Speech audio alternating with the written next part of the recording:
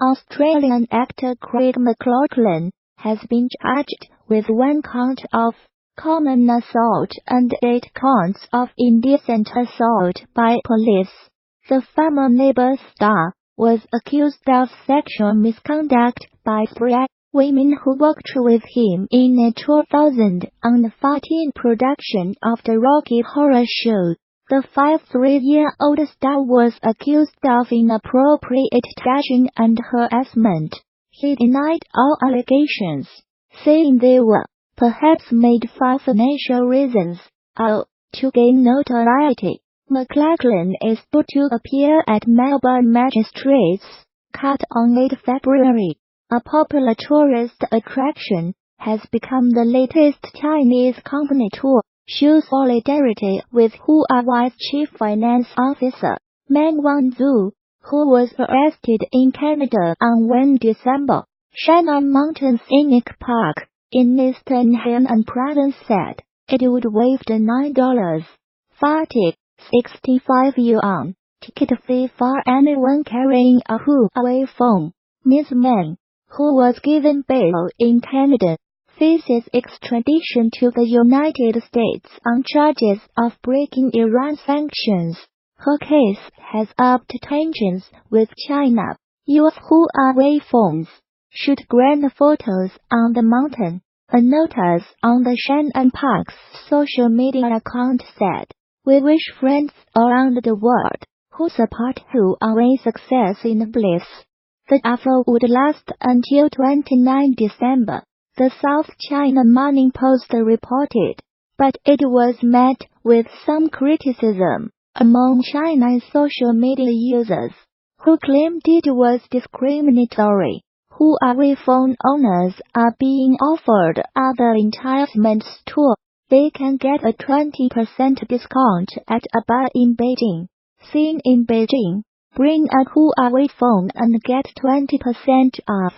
Similar to this story, we covered yesterday. https://qxl1iypql Twitter.com Sokolov.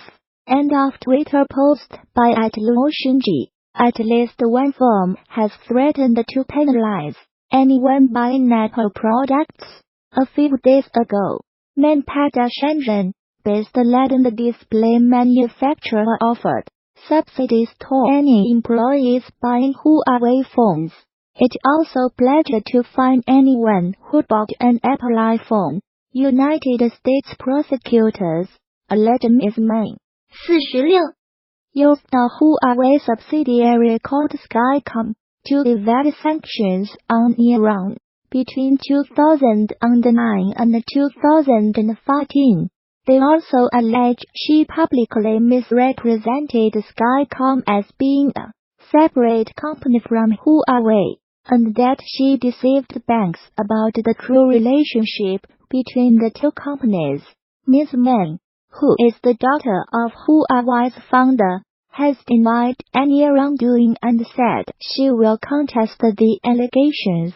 Life of Huawei's high-flying heiress.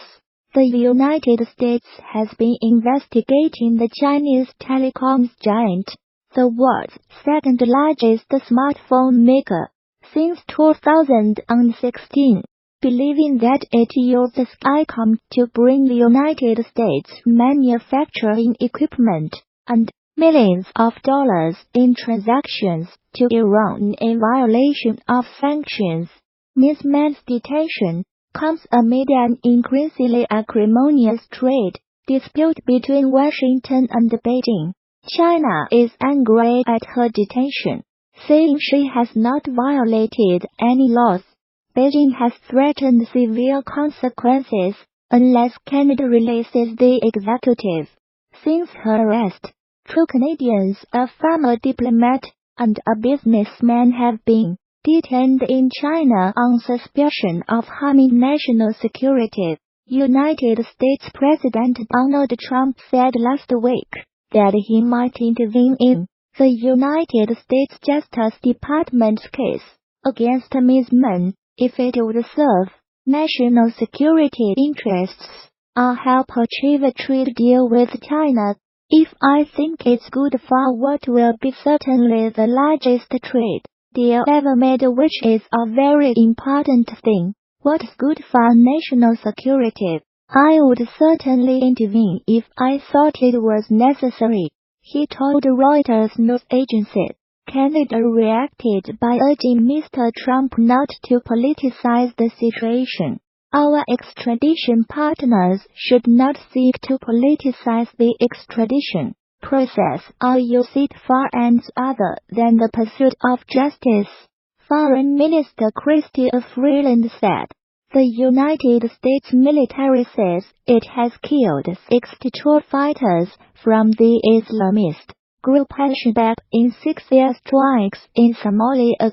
4 airstrikes on Saturday killed 32 militants, and a further 2 on Sunday killed 28, it said in a statement. These were the deadliest air attacks in Somalia since November 2017, when the United States said it had killed 100 militants. Somalia has seen a sharp increase in the number of airstrikes and casualties since President Donald Trump took office in the United States in January 2017. A tally by the Bureau of Investigative Journalism reveals that at least 400 people have been killed in airstrikes since the beginning of 2017, far more than the previous 10 years combined. The latest strikes bring to at least 30 the number carried out in Somalia so far this year, compared with 35 recorded in 2017. The United States has a huge military base in neighboring Djibouti, from where it launches attacks on the militants. Mr. Trump gave the United States military greater authority in March 2017 to attack militants in Somalia. Traditionally, United States presidents have been wary of intervening in Somalia since 80 Special Forces soldiers died fighting militias in the capital Mogadishu in 1993, a battle dramatized in the film Black Hawk Down. No civilians were killed in the latest airstrikes, which were carried out in coordination with the Somali government, the United States military said. Alongside our Somali and international partners, we are committed to preventing Al-Shabaab from taking advantage of safe havens from which they can build capacity and attack the people of Somalia, the United States Africa Command said. Al-Shabaab, which is linked to Al-Qaeda, has not yet commented on the latest strikes. Somalia-based security think tank the High Royal Institute said in a report published in November that Al-Shabaab had been forced to change tactics following the upsurge in airstrikes. The institute said the group was now conducting fewer mass attacks on military bases, but attacks on government offices and businesses which refused to pay its taxes had increased markedly. The United States State Department, in its most recent report on terrorism, described Somalia as a terrorist safe haven, and said Al-Shabaab remained a threat. Despite suffering setbacks, the group retained control over large parts of the country, and the ability to carry out high-profile attacks using suicide bombers, explosive devices, mortars, and small arms. The report added, 2 Scandinavian women tourists have been found dead in Morocco, with kids to their necks, the country's Interior Ministry said. Both bodies were found near the town of Inlia in the high Atlas mountain range, near the foot of North Africa's highest peak, Mount Tapco. The women, from Denmark and Norway respectively, have not yet been named. A police investigation has been launched into their deaths. The Interior Ministry statement said, a popular tourist attraction has become the latest Chinese company to show solidarity with Huawei's Chief Finance Officer, Meng Wanzhou, who was arrested in Canada on 1 December. Shannon Mountain Scenic Park in eastern Henan Province said it would waive the $9.50 65 yuan ticket fee for anyone carrying a Huawei phone. Ms. Meng, who was given bail in Canada, faces extradition to the United States on charges of breaking Iran sanctions. Her case has upped tensions with China. Your Huawei phones shoot grand photos on the mountain, a notice on the Shannon Park's social media account said.